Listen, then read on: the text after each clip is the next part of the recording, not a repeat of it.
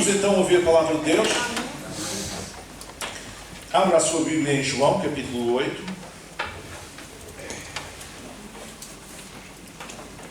Evangelho de João, capítulo 8, versículo 30.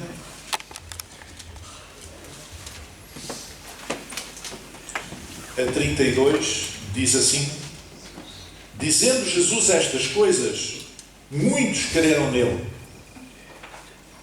E Jesus dizia, pois, aos judeus que criam nele: se vós permanecerdes na minha palavra, verdadeiramente sereis meus discípulos.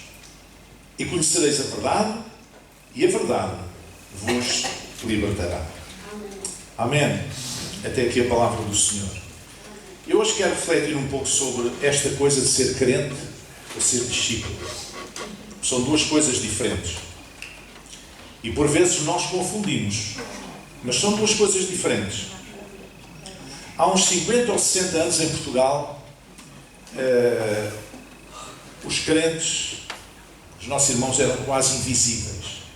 Porque as igrejas eram poucas, eram pequenas de uma maneira geral, porque tirando os familiares, os crentes, as famílias e os vizinhos, alguns vizinhos, ninguém mais sabia quem eram. Mas ser crente, por exemplo, no Brasil, nos anos 60, tinha uma imagem de marca. Os crentes eram chamados os bíblias, porque eles iam para a igreja com a Bíblia debaixo do braço. E porque eles tinham um estilo de vida que, de facto, fazia a diferença. Não é? Um empregador quisesse contratar um funcionário, já sabia que se ele fosse crente, já sabia que não ia roubar, não ia furtar, não ia enganar, que ia estar a horas, que não ia, nessa noite, para o boteco encher a cara com como é que se chama? Com cachaça. A Lina sabe.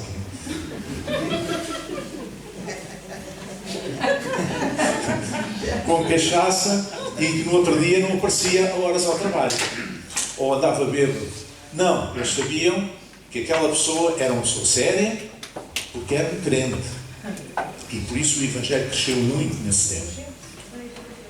Eu tenho um amigo, aliás, é um amigo comum meu e também do pastor Osvaldo, que é o pastor Rubinho, já esteve aqui, e ele disse-me, eu estava a comentar isto com ele, ele disse-me, olha, a minha avó, em São Paulo, no ano de 1900 e troca ao passo, foi alugar uma casa para morar, um apartamento, uma casa, e o senhorio exigiu-lhe naturalmente um fiador, como é normal. E ela disse, mas eu não tenho ninguém, então não posso, então não vou alugar a casa. Ela disse, mas esperem um bocadinho, deixa lá, eu vou falar com o meu pastor para ver se há alguém na igreja que possa ser meu fiador, sei lá, pode ser que sim. Pastor, você é crente? Sou. Ok, então deixa lá, não é preciso fiador, eu aluguei a casa à mesma. Era assim que a coisa funcionava. Infelizmente, a partir dos anos 70 começou a ser muito diferente. E hoje é muito diferente. Porque é que há tanta gente que se diz crente, mas que traz escândalo à obra de Deus? Porque é que há tanta gente que se diz crente, mas revela um caráter oposto ao caráter de Cristo? Porque é que há tanta gente que se diz crente, mas dá mau testemunho ao mundo? É por isso mesmo, é porque são crentes, são apenas crentes. E não são pessoas de fé, isto é, não são discípulos. Então há uma diferença entre ser crente e ser discípulo. Há várias diferenças e é isso que eu gostaria de falar, de algumas dessas diferenças esta manhã. Em primeiro lugar, um crente reconhece a existência de Deus, porque crê em Deus, naturalmente. Mas só o discípulo é que nasceu de novo. É que foi aquela pessoa que, além de querer, deu um passo para nascer de novo, como Jesus disse a Nicodemos. Se não nasceres de novo, não verás o reino de Deus. E ele, ao princípio, não entendeu muito bem onde é que ele queria chegar. E Jesus continuou-lhe a falar e a explicar o que é que se passava. Nascer de novo, quer dizer, haver uma mudança radical, a metanoia, esta mudança, esta transformação, esta conversão a Deus. Não é? É uma mudança de mente e uma mudança de atitude. Há pessoas que são crentes, mas nunca mudaram a mente e nunca mudaram a atitude. Nunca mudaram o comportamento. Mas o discípulo já passou pelo novo nascimento. Nasceu de novo. E por isso mudou a sua mente. E mudou o seu comportamento. Pode ainda falhar. Vai falhar com certeza. Vai pecar aqui ou ali. Mas a sua mente foi transformada. Paulo dizia aos Romanos, lá no capítulo 12, rogo-vos, pois, irmãos, pela compaixão de Deus, por amor de Deus, não é se vocês não fizerem isto vão parar o inferno, não é se vocês não fizerem isto vão levar com este castigo ou com aquele, é por amor, pela compaixão de Deus, que apresenteis os vossos corpos em sacrifício vivo, santo e agradável a Deus, que é o vosso culto racional. E não fiquem, não sejam conformados com este mundo, não se conformem com este mundo. Não se conformem com a filosofia deste mundo, com a maneira de pensar deste mundo, com a maneira de agir deste mundo, com a maneira de falar deste mundo. Mas sede transformados pela renovação do vosso entendimento, para que experimenteis qual seja a boa, agradável e perfeita vontade de Deus. Renovação do entendimento. Renovação da mente. Renovação da forma de pensar. Então, o crente não está disposto a nascer de novo, mas o discípulo, ele nasceu de novo. É uma pessoa diferente.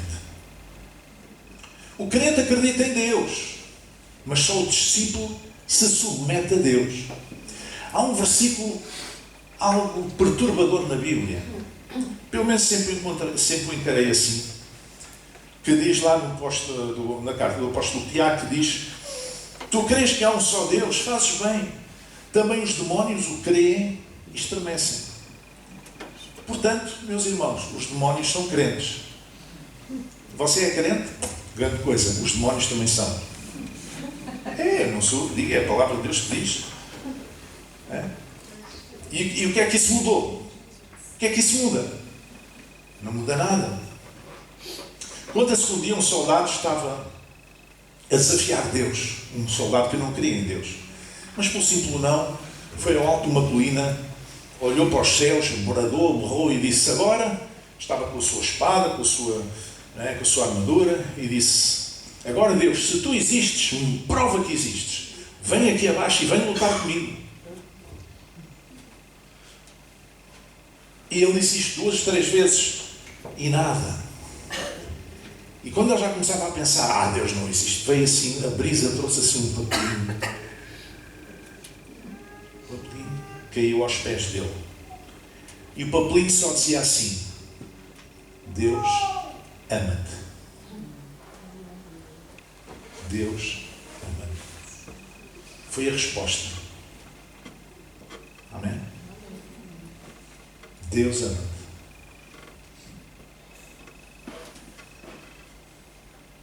Será que nós estamos dispostos a submetermos a Deus? Ou agimos como não crentes, muitas vezes, como aquele que não crê, apesar de sermos crentes? O crente tem a percepção de um Deus moral. Ele acredita que Deus tem um sentido moral. A ideia de Deus, o conceito de Deus, passa por uma certa construção moral. Não sei se vocês já conheceram, já conheci pessoas assim, que são muito moralistas. São muito senhores do moral. Normalmente é sempre em relação aos outros, não é? A moral é sempre para os outros. E estas pessoas são chatas para caramba. Chatos. Não gosto nada de pessoas assim. Muito moralistas. Mas o discípulo não é necessariamente moralista. O discípulo é aquela pessoa que procura alinhar o seu caráter com o caráter de Jesus. É isso que faz a diferença. Uma coisa é ser moralista. Moralidade está um mundo cheio.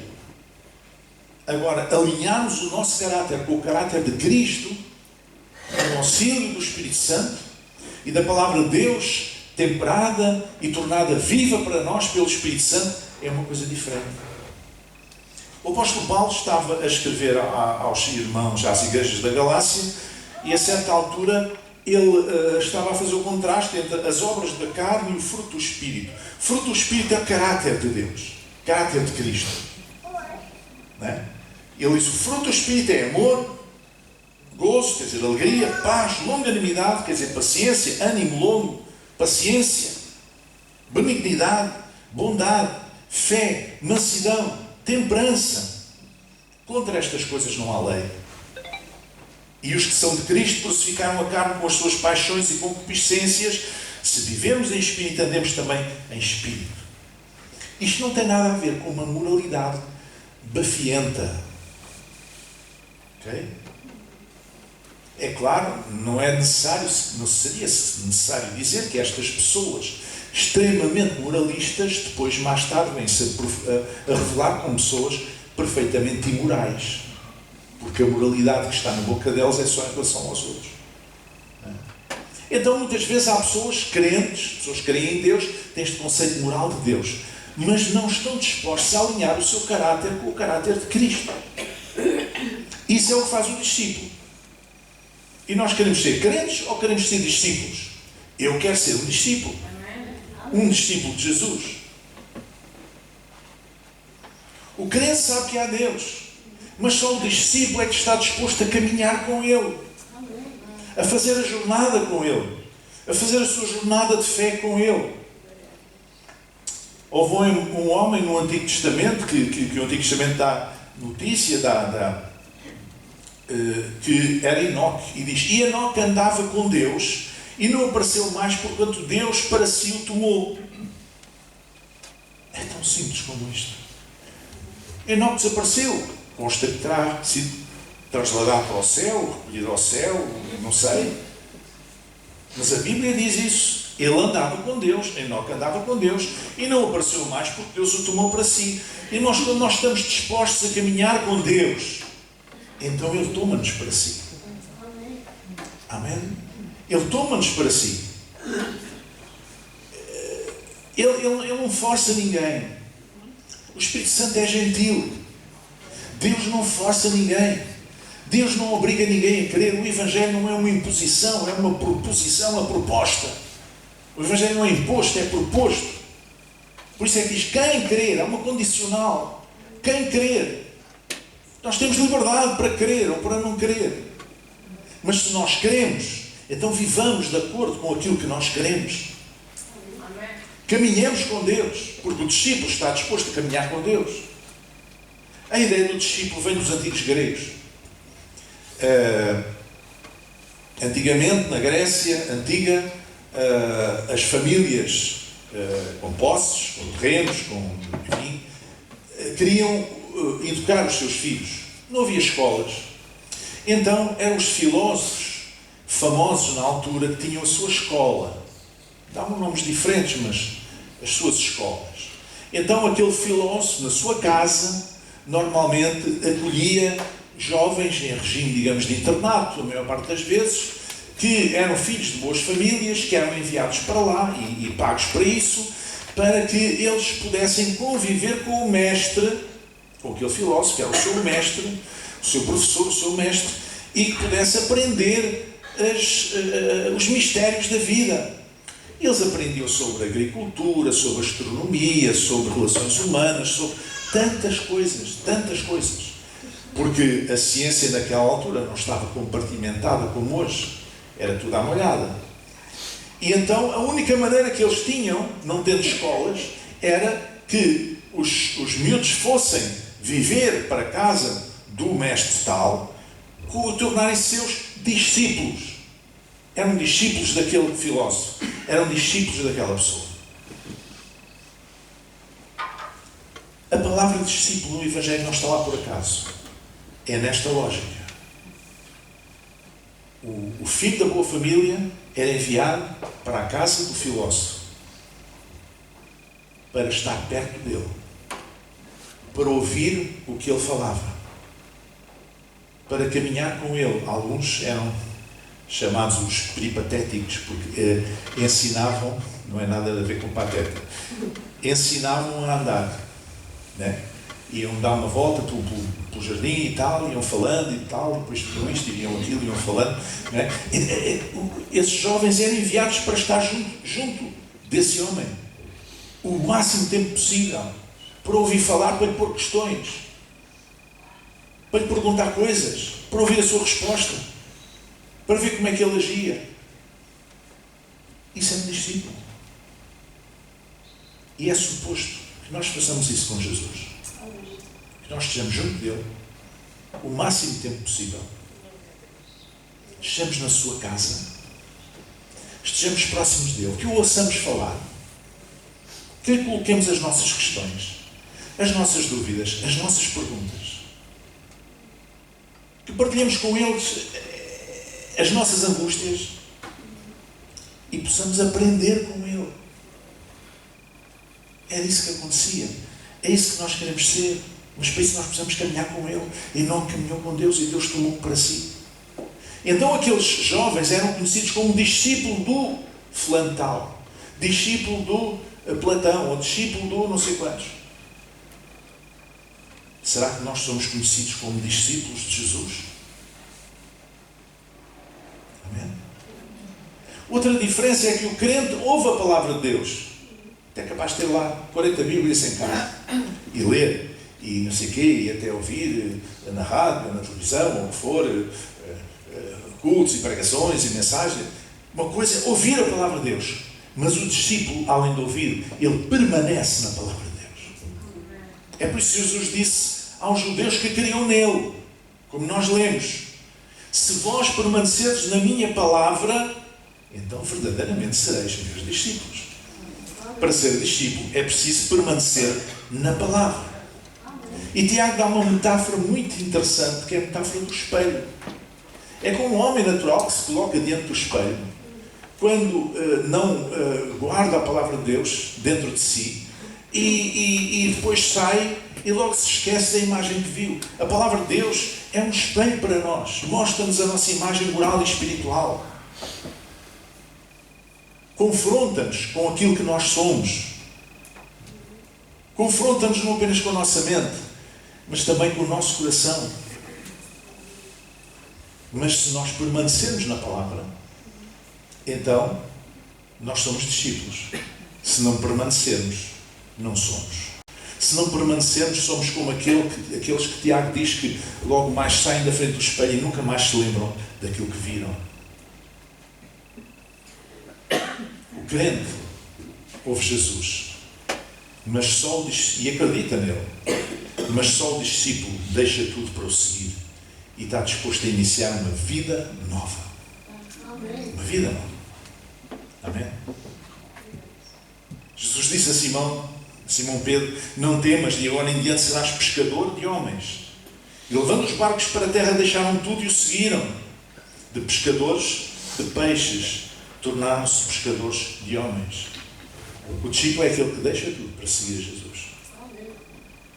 Ou seja, é aquele que não deixa que alguma barreira se interponha entre ele e o propósito de Deus para a vida dele. E a vontade de Deus para a sua vida.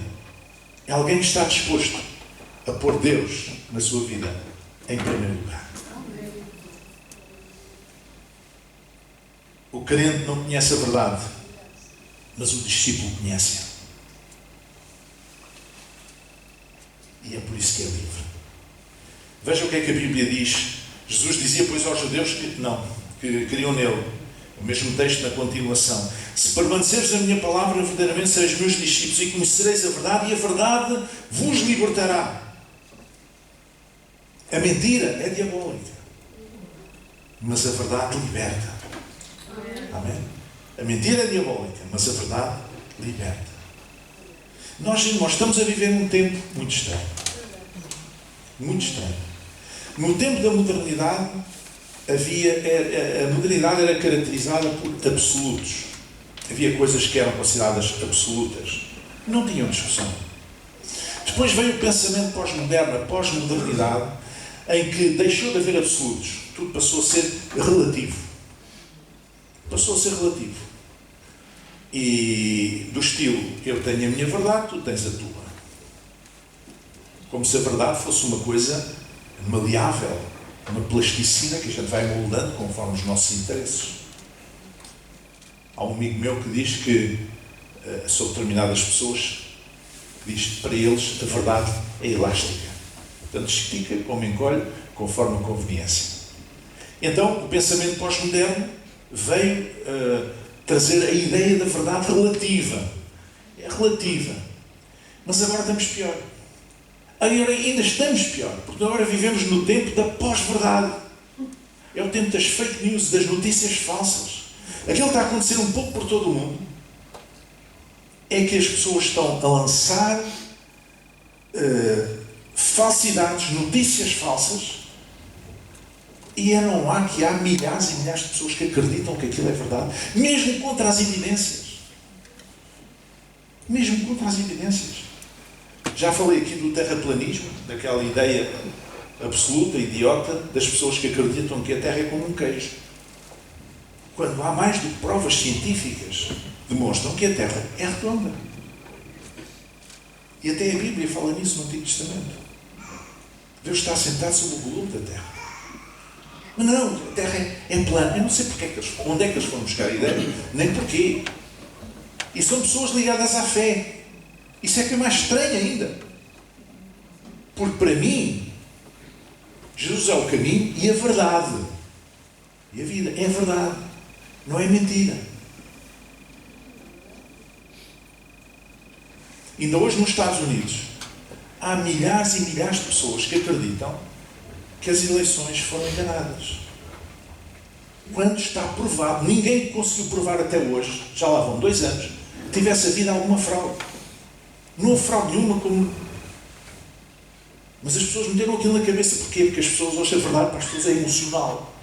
Não é racional, é emocional. As pessoas acreditam naquilo porque querem acreditar naquilo, porque lhes dá jeito para a sua narrativa acreditar naquilo. Então nós passámos do absoluto para o relativo e agora do relativo passámos para a pós-verdade. Mas irmãos, deixem-me dizer uma coisa. Aquilo que a Bíblia diz é que nós conheceremos a verdade e a verdade liberta-nos. Isto significa que a mentira nos amarra. A mentira aprisiona as pessoas.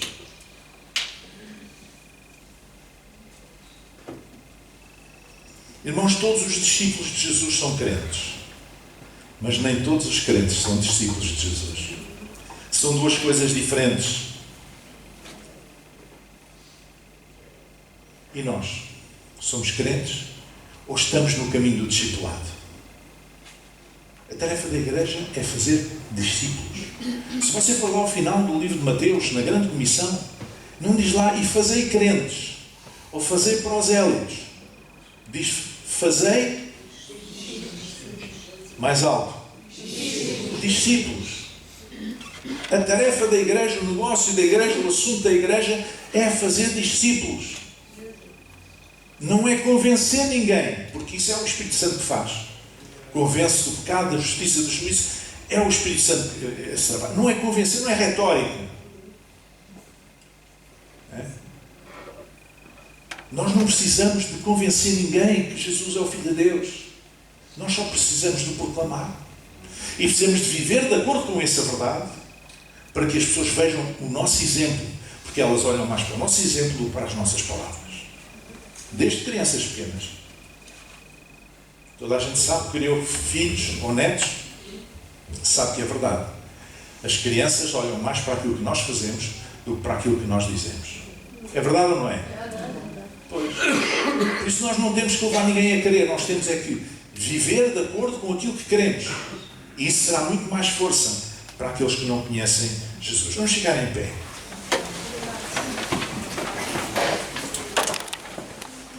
A tarefa da igreja é fazer discípulos.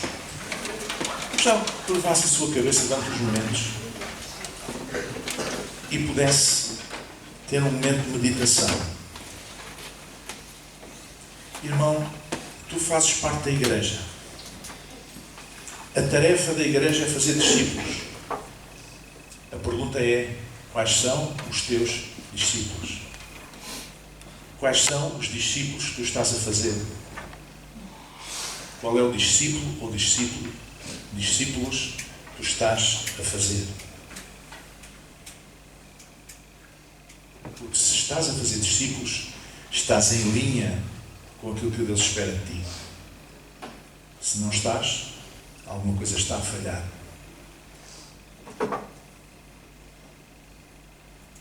Amém? Repita comigo. E chegando Jesus, falou-lhes dizendo: é-me dado todo o poder no céu e na terra. Portanto, ide, fazei discípulos, fazei discípulos, fazei discípulos de todas as nações, batizando-os em nome do Pai, e do Filho e do Espírito Santo, ensinando-os a guardar todas as coisas que eu vos tenho mandado. E eis que estou convosco todos os dias, todos os dias, todos os dias, até à consumação dos séculos. Amém. Amém. Senhor nosso Deus e Pai, estamos aqui na Tua presença, Senhor. E verdadeiramente, Senhor, nós queremos ser mais do que crentes, queremos ser discípulos. Senhor, tem misericórdia da nossa vida, tem misericórdia de nós, Senhor. Ajuda-nos a olhar com olhos espirituais, olhos ungidos com colírio, para podermos ver a realidade espiritual, Senhor. E compreender que aquilo que Tu esperas de nós não é um moralismo balofo, afiento, Senhor, mas o que Tu esperas de nós é que nós possamos alinhar a nossa vida, o nosso caráter, pelo caráter de Cristo, Senhor. Continua a trabalhar em nós. Sabemos que estamos em construção, sabemos que estamos no caminho, sabemos que estamos, Senhor, a lutar com tantas dificuldades, Senhor, tantas lutas contra nós próprios e contra aquilo que nos rodeia tantas vezes, mas, ó Senhor, sabemos que podemos recorrer a Ti e se Tu sempre nos ajudas, Tu sempre nos abençoas. Senhor, faz de nós pais e mães espirituais, pessoas que possam fazer discípulos em cumprimento da ordem da grande comissão, da grande missão que Tu tens dado à Tua Igreja, Pai. Em nome de Jesus. Que assim seja. Amém. Amém. Amém. Obrigada.